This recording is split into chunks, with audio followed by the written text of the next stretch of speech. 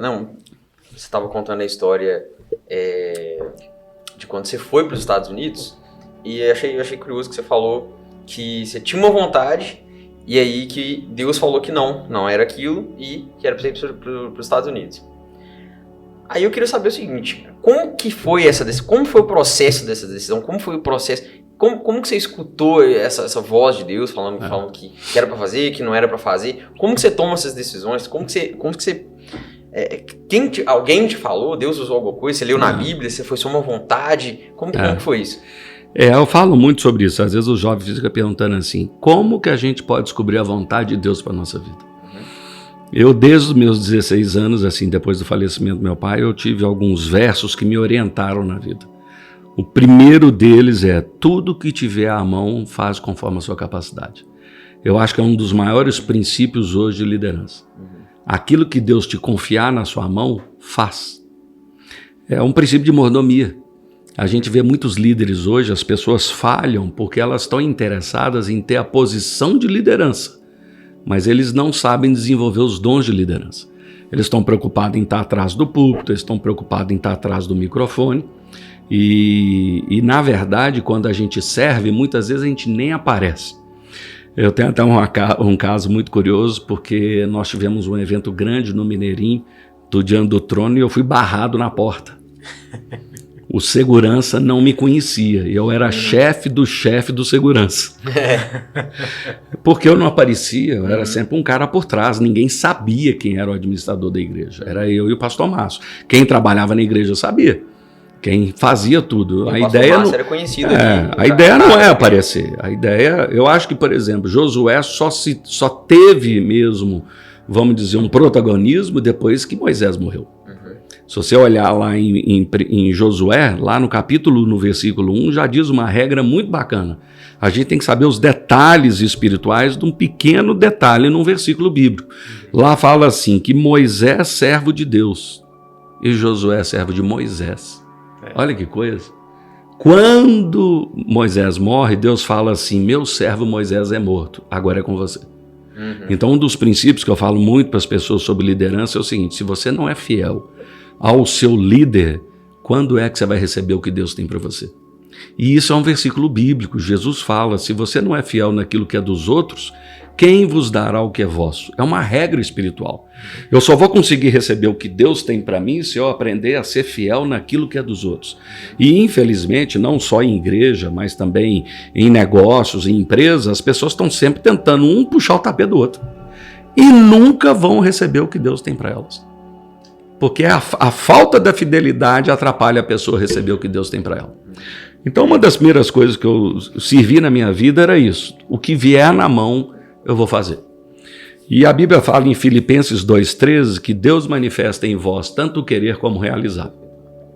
Então, existem muitas coisas na vida da gente, principalmente os jovens, que a gente fica, vamos usar a expressão assim, fica bem animado, excitado com algumas oportunidades que aparecem na vida.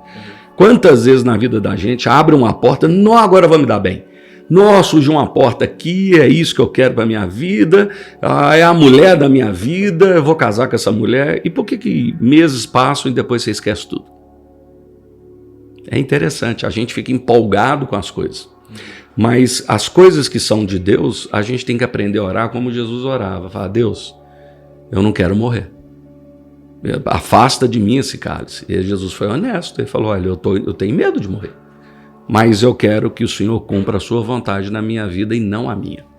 Então eu pegava esse versículo que dizia que Deus manifesta em nós tanto o querer como o realizar, e eu falava com Deus, falava, Deus, eu estou super animado com essa possibilidade. Vou dar um exemplo para você. Eu, com 22 anos de idade, eu estudava nos Estados Unidos e recebi um convite para trabalhar com Reinhard Bonnke. Eu traduzi o livro dele em português. Que legal. Aquele livro, eu fiz o Evangelismo por Fogo dele, eu fiz do fundador da escola nos Estados Unidos, Um Corpo, um Espírito, um Senhor. Eu traduzi um outro livro de uma outra mulher americana também. Eu fiz esses 3 livros no Brasil. E naquela época eu havia recebido o convite para ir para a África e para a Alemanha trabalhar com eles.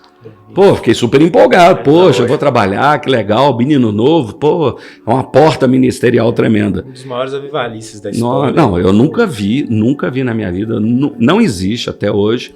Você vê uma fotografia com 1,5 milhão de pessoas, 2 milhões de pessoas assistindo um culto. É impressionante, na Nigéria, os cultos que ele fazia. E o genro dele era brasileiro. Era o Dário Navac, que foi meu contemporâneo de escola, e a Gabriela Bon, que estudou no Christ for the Nation com a gente. Que legal. Então, assim, tudo estava aberto, mas eu orava, falava, Deus, se não for sua vontade, fecha a porta. Então, eu sempre aprendi na minha vida o seguinte, olha que outro verso interessante, que seja a paz de Cristo o hábito dos vossos corações. Então, uma das coisas que eu sempre falo para os jovens é o seguinte, na dúvida, não faça nada. A Bíblia fala que não é bom proceder sem refletir e peca quem é precipitado. Então eu fui usando esses versículos bíblicos de uma forma para me orientar na vida.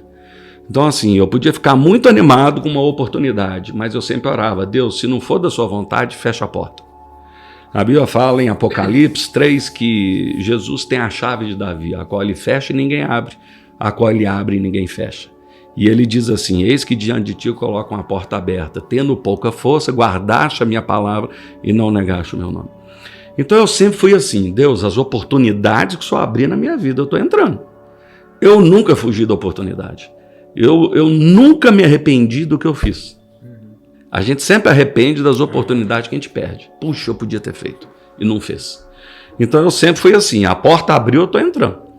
Mas eu orava e falava, se não é da sua vontade, fecha a porta. E ele fecha, ele tira o desejo, ele tira a vontade.